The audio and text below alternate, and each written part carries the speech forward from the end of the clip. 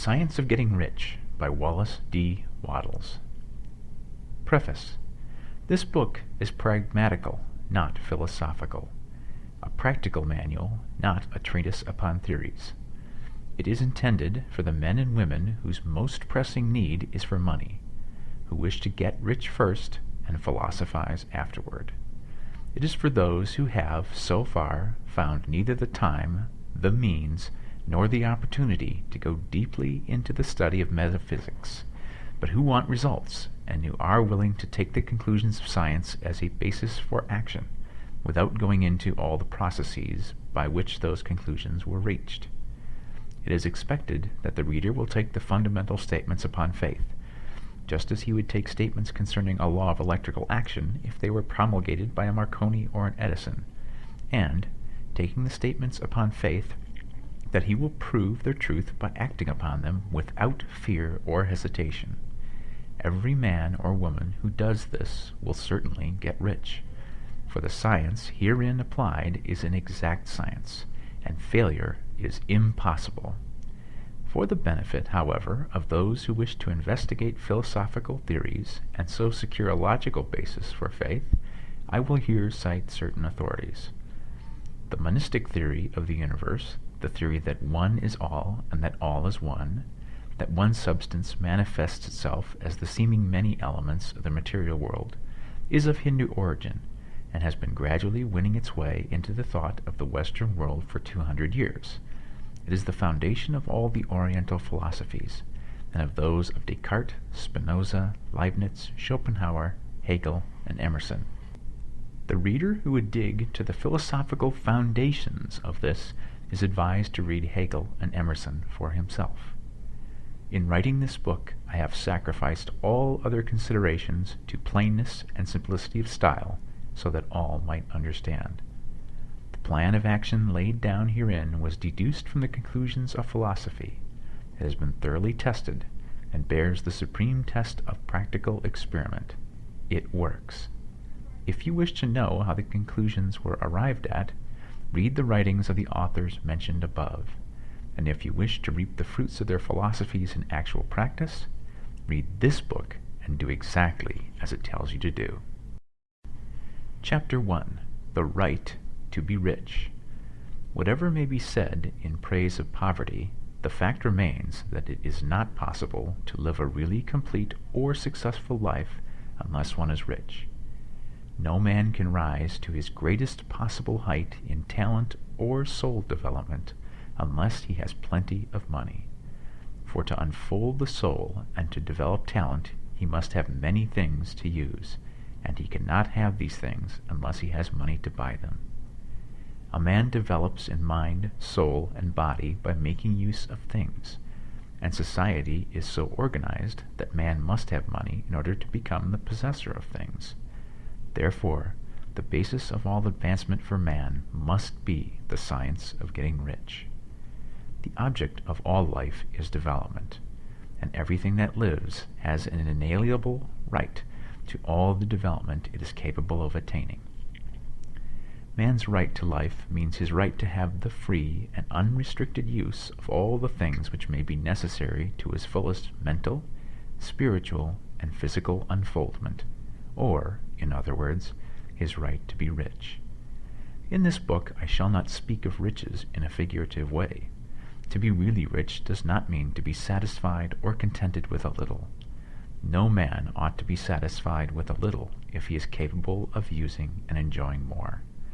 The purpose of nature is the advancement and unfoldment of life, and every man should have all that can contribute to the power, elegance, beauty, and richness of life. To be content with less is sinful. The man who owns all he wants for the living of all the life he is capable of living is rich, and no man who has not plenty of money can have all he wants. Life has advanced so far and become so complex that even the most ordinary man or woman requires a great amount of wealth in order to live in a manner that even approaches completeness. Every person naturally wants to become all that they are capable of becoming. This desire to realize innate possibilities is inherent in human nature. we cannot help wanting to be all that we can be. Success in life is becoming what you want to be. You can become what you want to be only by making use of things, and you can only have the free use of things only as you become rich enough to buy them. To understand the science of getting rich is therefore the most essential of all knowledge.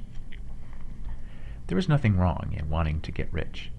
The desire for riches is really the desire for a richer, fuller, and more abundant life. And that desire is praiseworthy. The man who does not desire to live more abundantly is abnormal, and so the man who does not desire to have money enough to buy all he wants is abnormal. There are three motives for which we live. We live for the body, we live for the mind, and we live for the soul. No one of these is better or holier than the other. All are alike desirable, and no one of the three, body, mind, or soul, can live fully if either of the others is cut short of full life and expression. It is not right or noble to live only for the soul and deny mind or body, and it is wrong to live for the intellect and deny body or soul. We are all acquainted with the loathsome consequences of living for the body and denying both mind and soul, and we see that real life means the complete expression of all that man can give forth through body, mind, and soul. Whatever he can say, no man can be really happy or satisfied unless his body is living fully in every function, and unless the same is true of his mind and his soul. Wherever there is unexpressed possibility, or function not performed, there is unsatisfied desire. Desire is possibility seeking expression, or function seeking performance. Men cannot live fully in body without good food, comfortable clothing, and warm shelter, and without freedom from excessive toil. Rest and recreation are also necessary to his physical life. He cannot live fully in mind without books and time to study them, without opportunity for travel and observation, or without intellectual companionship. To live fully in mind, he must have intellectual recreations, and must surround himself with all the objects of art and beauty he is capable of using and appreciating. To live fully in soul, man must have love, and love is denied expression by poverty. A man's highest happiness is found in the bestowal of benefits on those he loves. Love finds its most natural and spontaneous expression in giving. The man who has nothing to give cannot fill his place as husband or father, as a citizen, or as a man. It is in the use of material things that a man finds full life for his body, develops his mind, and unfolds his soul. It is therefore of supreme importance to him that he should be rich. It is perfectly right that you should desire to be rich. If you are a normal man or woman, you cannot help doing so. It is perfectly right that you should give your best attention to the science of getting rich, for it is the noblest and most necessary of all studies. If you neglect this study, you are derelict in your duty to yourself, to God, and humanity, for you can render to God and humanity no greater service than to make the most of yourself.